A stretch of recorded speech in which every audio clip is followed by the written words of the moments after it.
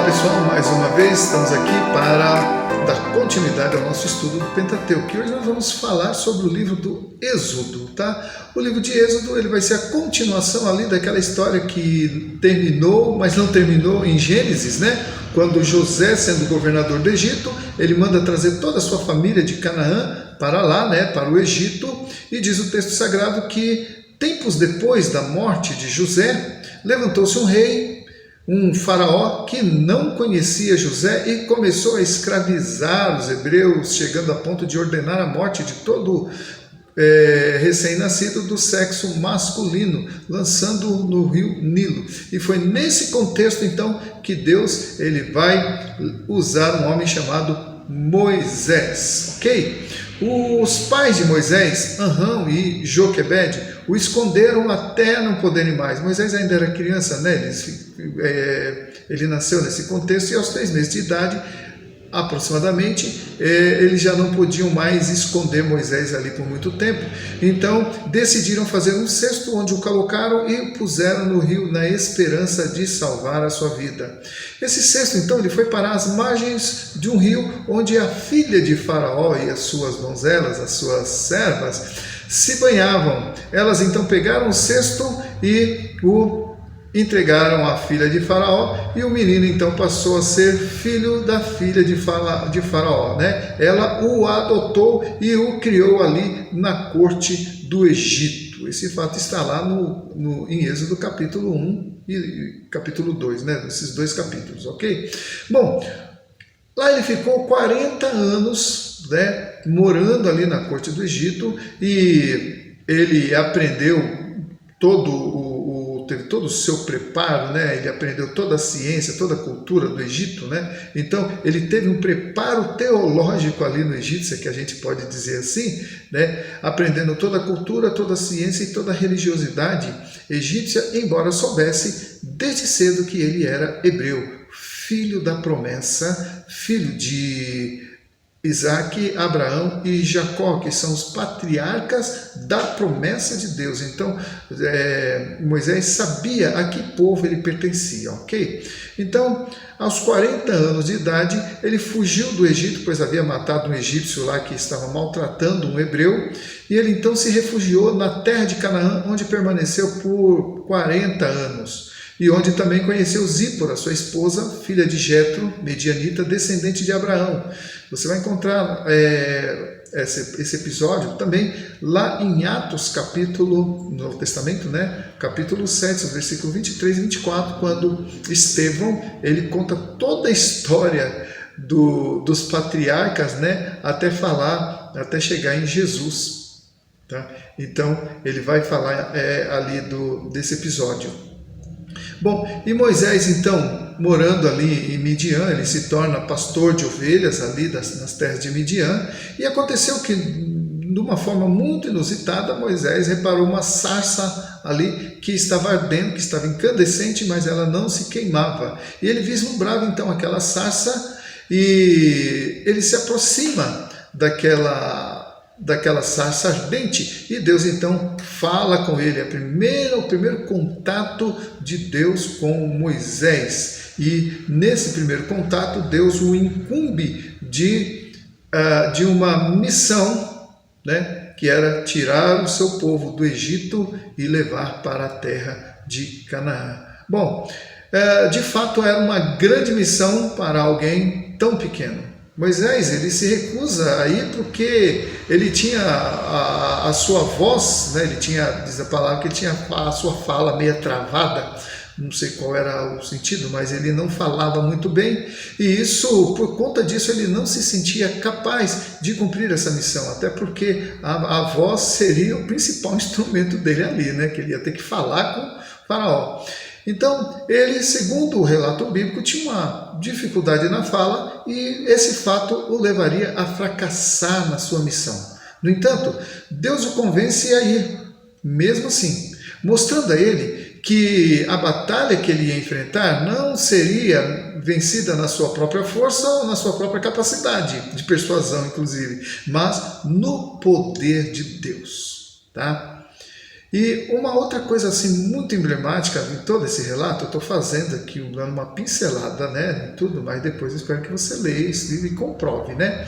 É Deus quando Moisés pergunta para Deus: e aí, Senhor, quando os filhos de Israel, quando o faraó perguntarem como é o nome do seu Deus, qual é o nome que eu vou dizer? Porque Moisés também não sabia quem era Deus, só sabia que era o Deus de Abraão, de Isaac e de Jacó, mas Deus precisava ter um nome, ele precisava identificar Deus ali na corte de Faraó. Bom, eu sou foi o nome que com que Deus seria apresentado a Faraó, significando que esse eu sou, né, teria o teor assim de que Deus era autoexistente, acima de todo poder que se possa referir, e o criador de todas as coisas. Bom, simplificando, ele é o Deus de Abraão, Isaque e Jacó, ou seja, o Deus dos ancestrais do seu povo que veio para resgatá-lo. E esse Deus tem um histórico na vida de Abraão, na vida de Isaac, na vida de Jacó. Então é um Deus que fez história nas gerações passadas de Moisés. E aí então, Moisés ele retorna ao Egito para cumprir a sua missão. Muito bem.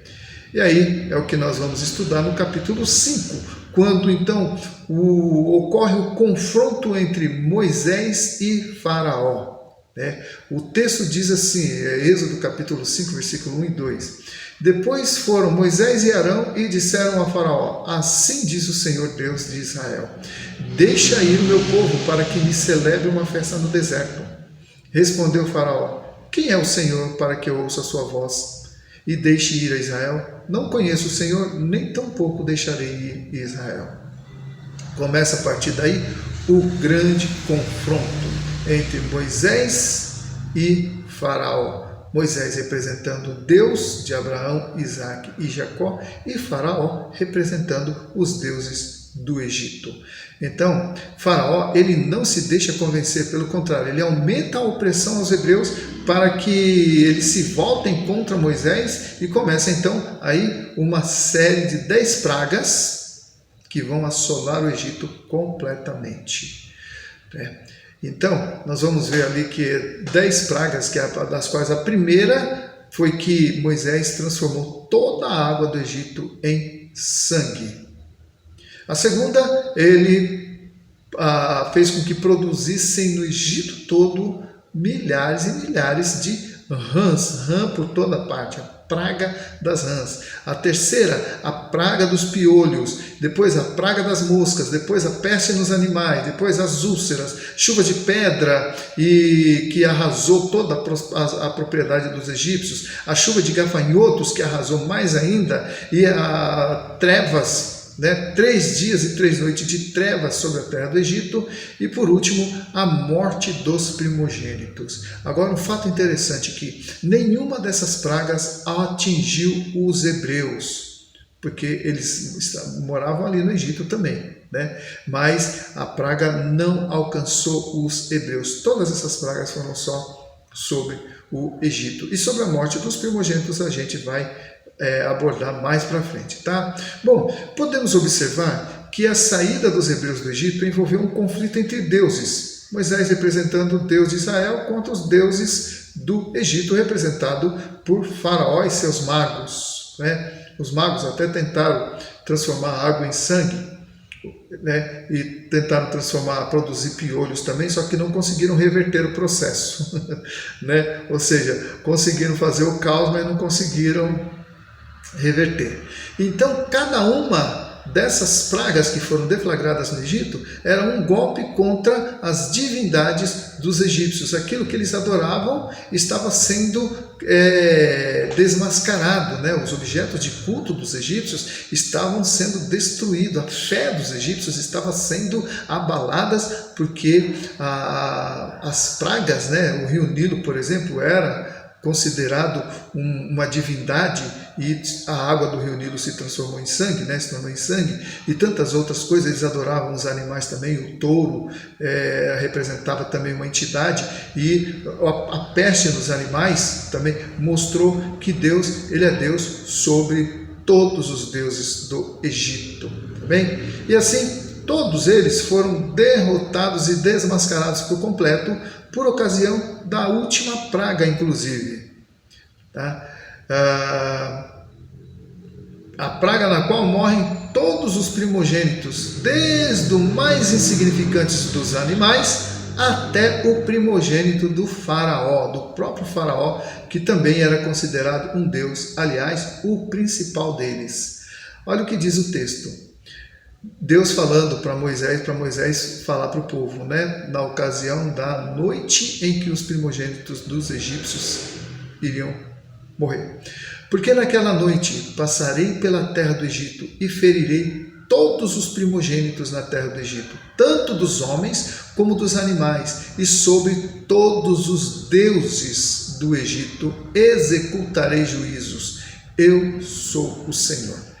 Êxodo 12, né? Capítulo 12, versículo 12. Bom, depois dessa última praga, o povo sai do Egito e segue rumo à terra prometida. Seria uma longa viagem cheia de acontecimentos interessantes e trágicos, né? Vamos dizer assim. Mas um dos mais significativos foi a adoração ao bezerro de ouro, um símbolo do passado, da velha vida de escravidão na terra do Egito. É interessante que eles saíram do Egito louvando, glorificando ao Senhor. Tem até o cântico de Miriam, né? Com um tamborim ali, cantando a vitória sobre os egípcios. Mas na primeira dificuldade que eles enfrentaram, eles fizeram ali, eles murmuraram muito, né, o povo de Israel, e eles construíram também, fizeram um bezerro de ouro. Isso quando Moisés estava 40 dias lá no Monte Sinai, recebendo as tábuas da lei, né, dos 10 mandamentos. O povo havia se corrompido e eles fizeram um bezerro de ouro, lembrando dos deuses do Egito, que o bezerro também era uma divindade, né, e eles queriam voltar para o Egito. E o povo ainda não sabia, né, o que estava acontecendo. O povo ainda não entendia que Deus queria fazer dele uma grande nação. E aí, amados, nessa ocasião, Moisés estava ali no Monte Sinai recebendo os 10 mandamentos, e o povo, então, por não entender o propósito de Deus, caiu em desgraça, né? Voltou ao passado. E muitas vezes isso pode acontecer com a gente. Às vezes a gente, mesmo depois que se converte, estamos ali firme na fé, aí vem um vendaval, vem uma tribulação, vem algo inesperado, né? Negativamente, e aí a gente quer desistir, quer voltar atrás, quer voltar para a velha vida. Quantas pessoas, né, não voltam para a velha vida porque passam por dificuldades? Foi assim com o povo de Israel também. Eles queriam voltar para o Egito, sentiam saudade da cebola do Egito, do alho silvestre, dos pepinos. Eles não se lembravam dos açoites, não se lembravam do trabalho pesado que eles tinham que trabalhar, só se lembravam da comida, né? Então, o povo, ele não havia entendido o propósito de Deus para a vida dele. Olha o que diz em Êxodo 19, 5 e 6. Agora, pois, se diligentemente ouvirdes a minha voz e guardardes a minha aliança, então sereis a minha propriedade peculiar dentre todos os povos, porque toda a terra é minha, e vós sereis para mim reino de sacerdotes e nação santa. São essas as palavras que falarás aos filhos de Israel. Então Deus elegeu os hebreus, o povo de Israel, aquele povo que saiu debaixo ali das cargas de Faraó, para fazer deles uma grande nação, uma nação sacerdotal. Mas, amados, eles haviam saído do Egito. Foi difícil sair do Egito, né? Porém, mais difícil ainda foi o Egito sair deles, né? Essa foi a parte mais difícil de todo esse processo. Mudar uma cultura de mais de 400 anos de escravidão para uma cultura de nação livre, independente e soberana. Bom, é importante lembrar também que não eram somente as leis escritas que iam nortear a vida desta nação, né? As leis que Moisés escreveu.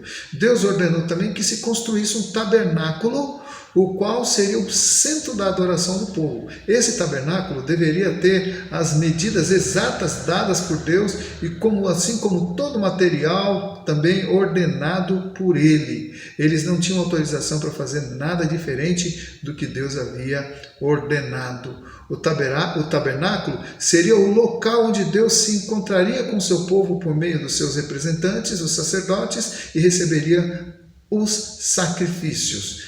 Agora, uma observação importante é que todos os objetos do tabernáculo simbolizavam Jesus Cristo e a sua obra redentora, a saber, a bacia de lavar, o altar do holocausto, que ficava no átrio, do tabernáculo, a mesa dos pães da proposição, o altar do incenso, o candelabro, que ficava ali na primeira sala, e a arca da aliança, cuja tampa era o propiciatório, sobre o qual era derramado o sangue da propiciação, que ficava num lugar chamado Santíssimo Lugar, ou no lugar santíssimo. Então, quando Jesus morreu, esse véu que separava o santo lugar do santíssimo lugar se rasgou de alto a baixo, significando que não haveria mais separação entre Deus e o homem, entre o Criador e a sua mais sublime criatura. Em Jesus, todos nós podemos ter acesso a Deus. Então a morte de Jesus, ela se cumpriu, ou cumpriu todos os preceitos ali da lei de Moisés. Tá? Olha o que diz no livro de Mateus, capítulo 27, que fala desse episódio 27, de 46 a 51, que diz assim: por volta das 3 horas da tarde, Jesus bradou em alta voz: Eloi, Eloi, lama sabachthani, que significa: meu Deus, por que me desamparaste? Quando alguns dos que estavam ali ouviram isso, disseram: ele clama por Elias. Imediatamente um deles correu em busca de uma esponja, embebeu-a com vinagre e colocou-a na ponta de uma vara e deu a Jesus para beber. Mas outros disseram: deixe-no, vejamos se Elias vem salvá-lo. Depois de ter bradado novamente em alta voz, Jesus entregou o Espírito. Naquele momento, o véu do santuário se rasgou em 2 partes, de alto a baixo, mostrando assim, amados, que aquele véu do templo foi rasgado sem intervenção humana. Enquanto os sacerdotes estavam fazendo sacrifício mosaico lá no templo, Jesus estava sacrificando a sua vida a Deus. O sacrifício para o qual Deus estava olhando era para o sacrifício do Calvário. Tanto é que quando Jesus bradou ali, o véu do templo se rasgou por uma simples razão. O véu do templo deixou de ter o significado que tinha. Ele foi rasgado, e isso foi muito significativo, porque simbolizava a separação entre o homem e Deus. Agora, com a morte de Jesus, tornou-se desnecessário tanto o véu como tudo mais que havia dentro do templo, pois a morte de Jesus se cumpriu tudo o que o tabernáculo representava profeticamente. Ok? Olha o que diz no livro de Hebreus, para a gente encerrar aqui esse episódio. Hebreus capítulo 10, versículo 19 a 23. Portanto, irmãos, temos plena confiança para entrar no Santo dos Santos pelo sangue de Jesus, por um novo e vivo caminho que ele nos abriu por meio do véu, isto é, do seu corpo. Temos, pois, um grande sacerdote sobre a casa de Deus. Sendo assim, aproximemo-nos de Deus com um coração sincero e com plena convicção de fé, tendo os corações aspergidos para nos purificar de uma consciência culpada e tendo os nossos corpos lavados com água pura, apeguemo-nos com firmeza à esperança que professamos, pois aquele que prometeu é fiel. Amém? E no nosso próximo vídeo, então, nós vamos estar falando da caminhada do povo de Israel pelo deserto e também outras questões relacionadas a isso, tá bom? Então, até o nosso próximo vídeo. Deus te abençoe.